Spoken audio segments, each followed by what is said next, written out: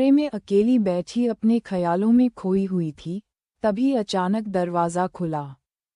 मेरा कज़िन कमरे में आया, उसकी आंखों में एक अजीब सी बेचैनी और गहराई थी। उसने धीरे से दरवाज़ा बंद किया और मेरी तरफ कदम बढ़ाने लगा, जैसे कुछ कहना चाहता हो।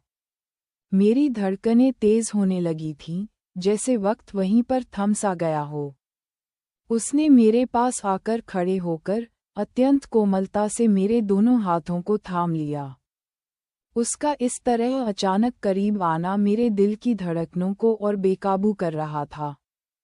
उसने धीरे से अपना चेहरा झुकाया और मेरी आंखों में झांका, जहां सिर्फ गहरा एहसास था।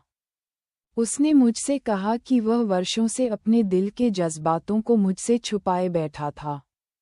वह क्षण भावना से भरा था, जब उसने बिना कुछ सोचे मुझे बाहों में भर लिया।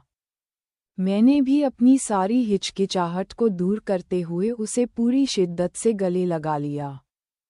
हम दोनों के बीच की जो खामोशी थी, वह अब प्रेम की एक अनकही भाषा बन चुकी थी। ये सिर्फ दो इंसानों की मुलाकात नहीं थी, बल्कि दो रूहों का एक सच्चा मिलन था। उसने स्नेहपूर्वक मेरे माथे को चूमा, जिसमें मेरे प्रति असीम सम्मान और प्यार झलकता था।